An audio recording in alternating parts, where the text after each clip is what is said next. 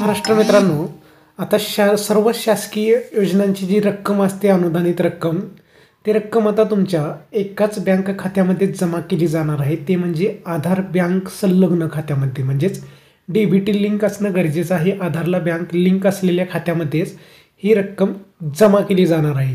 तर आता तुमचं नेमकं आधारला कोणती बँक लिंक आहे हे कसं पाहायचं अगदी 2 मिनिटात मोबाईलवरून, ते मी तुम्हाला या व्हिडिओमार्फत दाखवणार आहे. सर्वप्रथम तुम्हाला npci.org.in जी व्हिडिओमध्ये लिंक दिसत आहे, ही लिंकवरती यायचं आहे. इथं आल्यानंतर तुम्हाला होम पेजमध्ये असं इंटरफेस दिसेल. इथं आल्यानंतर कन्झ्युमर हा जो 2 नंबरचा ऑप्शन आहे याच्यावरती क्लिक करायचं आहे. त्यानंतर भारत सीडिंग इनेबल जो 5वा ऑप्शन आहे त्याच्यावरती क्लिक करायचं आहे. त्यानंतर पुढचा पेज ओपन होईल. ओपन झाल्यानंतर इथं तुम्ही बघू शकता डाव्या साईडला असे 5 ऑप्शन येतील. याच्यामध्ये आहे 3 नंबरचा ऑप्शन म्हणजे आधार मॅप स्टेटस. याच्यावरती क्लिक केल्यानंतर इथं तुम्हाला आधार नंबर टाकून घ्यायचं आहे तुमचं इंटरव्ह्यूवर आधारमध्ये. खाली कॅप्चा आहे तसं भरून घ्यायचं आहे आणि चेक स्टेटस याच्यावरती क्लिक करून घ्यायचं आहे. चेक स्टेटसवरती क्लिक केल्यानंतर पुढच्या पेजवरती स्क्रोल केलं जाईल आणि इथं आल्यानंतर तुम्ही बघू शकता एक OTP आधार संलग्न बँकेत जो आधाराशी लिंक आहे तुमचं मोबाईल नंबर, त्या नंबरवरती OTP येणार आहे. तो OTP तर तुम्हाला भरून घ्यायचा आहे. OTP भरल्यानंतर परत तुम्हाला इथे सबमिट या ऑप्शनवरती क्लिक करायचं आहे.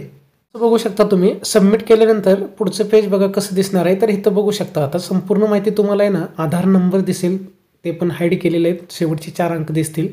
त्यानंतर मॅपिंग स्टेटस इथं डिसेबल दाखवेल. ज्यांचं आधारला बँक लिंक नसेल तर इथं डिसेबल दाखवतात मॅपिंग स्टेटसमध्ये. पण इथं आता इनेबल फॉर DBT म्हणजे माझं पात्र आहे DBTसाठी.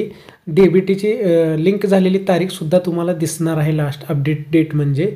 आणि त्यासोबतच कुठल्या बँकेला लिंक आहे हे सुद्धा खाली तुम्हाला दिसणार आहे.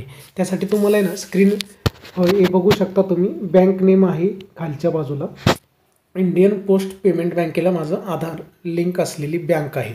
म्हणजे DBT म्हणजे कुठलीही स्कीमचा जर मी लाभ घेत असेल तर त्या स्कीमचा पैसा डायरेक्टली माझ्या इंडियन पोस्ट पेमेंट बँकेत जमा होणार आहे.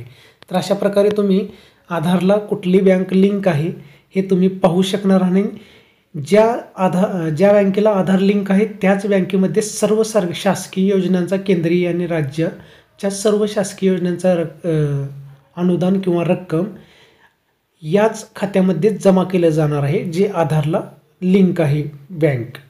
अशा प्रकारे एक माहिती होती अतिशय महत्त्वाची. आवडली असेल तर लाईक आणि सबस्क्राईब.